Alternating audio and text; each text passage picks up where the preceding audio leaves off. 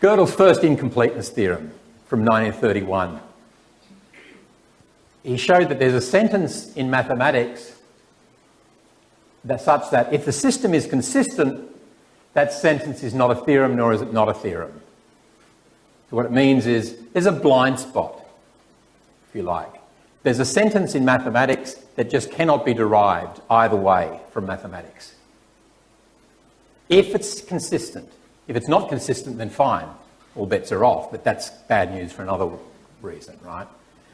So just to give you a sense of what this sentence is like, very, very, again, unfortunately I can't go into the details for reasons of time, but ingenious way he coded this stuff up. He made a way of coding up every sentence of mathematics and giving them sort of numerical values for all of the propositions of mathematics.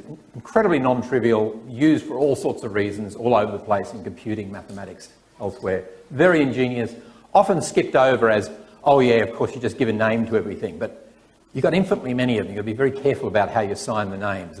Devilishly clever what Gödel did here, but that was just sort of one of the technical language he needed to get this up. But once you've done all that, and here I'll just wave my hands like everyone else is. Once we've done all that devilishly clever stuff, you've just got a sentence of the form, I am not provable. Okay, now just think about that sentence. And you can, again, think back to the liar paradox, right? Gödel also, you know, philosophers are not alone in kind of worrying about such things. Gödel also worried about the liar, and this is where this came from, thinking about the liar paradox. I am not provable, okay? Think things through here.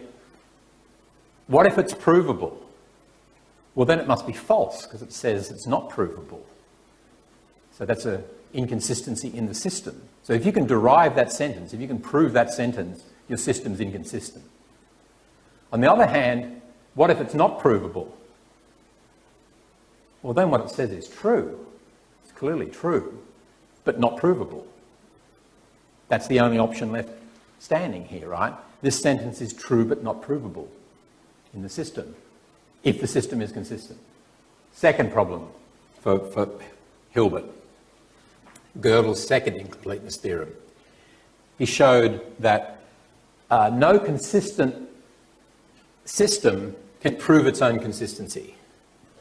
Modulo a few little caveats here and there, but we won't need to go into the details. No consistent theory with a certain amount of mathematics, a certain amount of arithmetic, can prove its own consistency. This is absolutely devastating blow, because again, remember what was happening at the time. We've got this crisis in mathematics. Mathematics had been proven to be inconsistent. Shock waves went throughout all of mathematics and anyone who used mathematics. This was devastating. We never want this to happen again, was the sort of the mantra. Working out new theories in ways that would never have these sorts of inconsistencies, but no one was completely confident because they thought that the original theory was fine until Russell came along as well. That looked like everything was hunky-dory there, but it wasn't. So while they were hoping that ZFC, the new theory, was consistent, no one was sure. And what you would really want is a proof that it's consistent. What Gödel showed is, ain't no such animal. There are no consistency proofs, unless it's inconsistent, then you can have it. But then it's kind of worthless, right?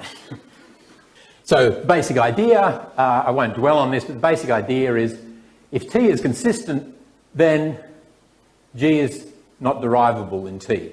So T is just your mathematical theory. If this theory is consistent, then G, which is our Gödel sentence from before, right, the sentence that just says, I'm not derivable, then G is not derivable in T.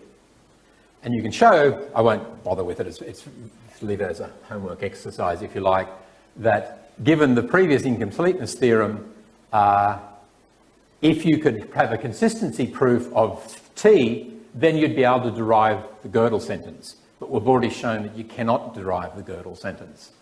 So you can't have a consistency proof.